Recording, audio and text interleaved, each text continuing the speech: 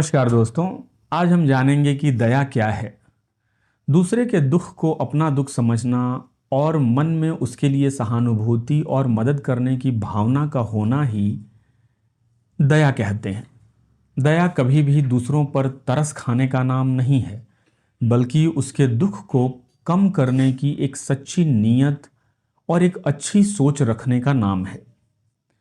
आइए अब हम जान लेते हैं कि दया कितने तरह की होती है। तो एक होती है सामान्य दया और दूसरी का नाम है दिव्य दया। दिव्य दया हमेशा साधु संतों के हृदय में पाई जाती है।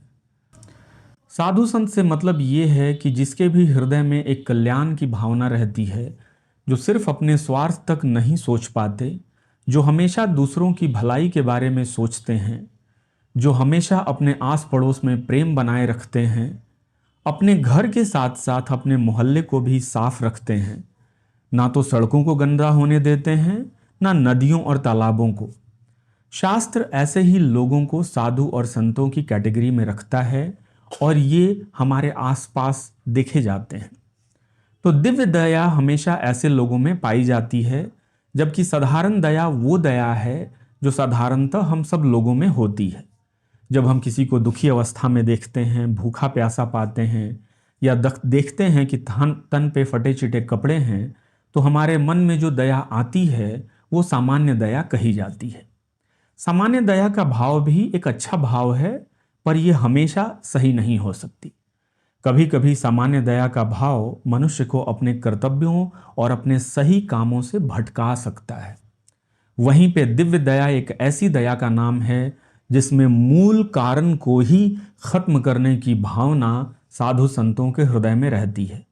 संसार में सही और नेक काम को छोड़कर जो लोग गलत काम करते हैं और नाना प्रकार के दुख झेलते हैं, ऐसा दृश्य देखकर जो भावना उठती है, ऐसे मनुष्य को इस दुख से छुटकारा कैसे दिलाया जाए, इसी भावना का नाम दिव्य दया है।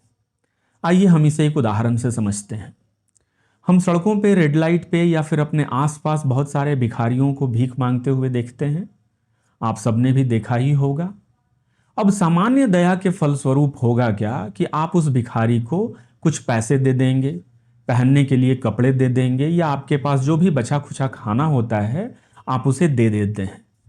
यह है सामान्य दया का परिणाम, जो बुरा नहीं है। लेकिन हमारी सामान्य दया ने उस भिखारी को और ज्यादा भीख मांगने के लिए प्रोत्साहित किया कि नहीं किया? आप खुद विचार कीजिए। वहीं पर दिव्य दया एक ऐसी दया है जहां आप भिखारी को भीख मांगने के काम से ही मुक्त कर देते हैं। आप कुछ ऐसा करते हैं कि भिखारी को कभी फिर भीख मांगनी ही न पड़े। आपका ऐसा सोचना और इस दिशा में उठाया हुआ कदम दिव्य दया का एक बेमिसाल उदाहरण होगा। और ऐसी दया करने वाला मनुष्य कोई साधारण मनुष्य तो हो ही नहीं सकता। ऐसे ही मनुष्यों को साधु और संतों की कैटेगरी में रखा गया है। और जब यही आगे चलकर एक कदम दूसरों की भलाई के लिए न्यौछावर हो जाए, तो ये कहा जा सकता है कि उस इंसान ने भगवान का दर्जा प्राप्त कर लिया है।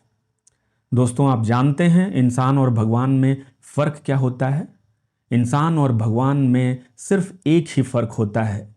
इंसान अपने और अपने परिवार के लिए जीता है, वहीं भगवान हमेशा अपना एक एक बूंद समय और एक एक बूंद मेहनत दूसरों की भलाई में लगाते हैं। तो हमारे आसपास जो लोग हैं, जो आपकी भलाई के लिए हमेशा तैयार रहते हैं, आपकी एक बात पे आपके साथ चल देते हैं, चाहे वो हॉस्पिटल जाना हो या फिर किसी तरह के काम के लिए, आप उन्हें कभी भी बेवकूफ़ या बेरोजगार समझने की गलती ना करें। निस्वार्थ भाव से उठाया हुआ उनका ये कदम स्वयं भगवान आपके द्वार जैसे चल के आए, ऐसा है। आप इसकी महिमा को समझें और हृदय से उसका आभार करें।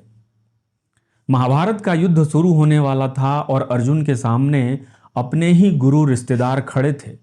उसी समय उन्होंने देखा कि अर्जुन के मन में जो गहरी भावना उठ रही है, वो श्रीमद् भगवत गीता में सामान्य दया के रूप में बताई गई है। श्री कृष्ण भगवान ने मधु नाम के राक्षस का वध किया था और तभी से उनका नाम पड़ा था मधुसूदन। लेकिन इस समय कृष्ण अर्जुन के बाहर के किसी राक्षस को नहीं, बल्कि अर्जुन के मन में बैठे संदेह और मोह के राक्षस को मारना चाहते हैं। वे चाहते हैं कि अर्जुन अपने भ्रम को छोड़ दे, अपने धर्म को पहचान ले और अपने कर्तव्यों का ठीक ढंग से पालन करे। दोस्तों, हमारे अंदर भी कई तरह के राक्षस बैठे हैं। कहीं लालच का राक्षस है, तो कहीं झूठ बोलने की आदत का राक्षस है, कहीं दूसरों की निंदा करने का राक्षस है, तो कहीं आलस पकड़े हुए है। ये सब राक्षस हमें मिल के मार रहे हैं। हमारी असली लड़ाई बाहर के दुश्मनों से नहीं है दोस्तों, हमारी असली लड़ाई हमारे अंदर के छिपे राक्षसों से है। हमें कभी सहज नहीं होना, हमें कभी कंफर्टेबल नहीं होना, हमें हमेशा काम करना है, हमेशा काम करना है, कभी झूठ नहीं बोलना, कभी किसी की निंदा नहीं करनी। तो आइए हम सब मिलकर एक कसम खाएं कि हम अपने आप से तो पहले ईमानदार हों, अपने अंदर के राक्षस को तो हम मारें। हमारे अंदर अहंकार जैसा राक्षस घर करके बैठा रहता है और हम अपने आप को कहते रहते हैं कि नहीं, मेरा दुश्मन मेरा पड़ोसी है, मेरा दुश्मन फलाना है, ढिमका है। लेकिन असल में जो असल दुश्मन है आपका, वो तो आपके अंदर ही बैठा है। इन्हीं शब्दों के साथ वीडियो ख़त्म करते हैं दोस्तों। उम्मीद है आपको ये वीडियो अच्छा लगा हो। अगर अच्छा लगा हो तो चैनल को सब्सक्राइब करें और कमेंट्स करके अपनी राय ज़रूर बताएं। साथ ही अगर आप कोई सुधार देखना चाहते हैं हमारे वीडियो में, तो उसे भी हमें कमेंट्स करके बताएं, ताकि आने वाली वीडियो में हम वो सुधार आप तक पहुंचा सकें। मकसद सिर्फ इतना है कि भगवद गीता जो हमारा पुण्य ग्रंथ है, जिसमें जीवन जीने की शैली बताई गई है, जीवन को खुशहाल बनाकर मृत्यु को सहजता से प्राप्त कर मृत्यु के बाद एक अच्छा जीवन, एक नव जीवन के बारे में जो गीता में बताया गया है, इसे ही समझना और समझाना मेरे वीडियोस का उद्देश्य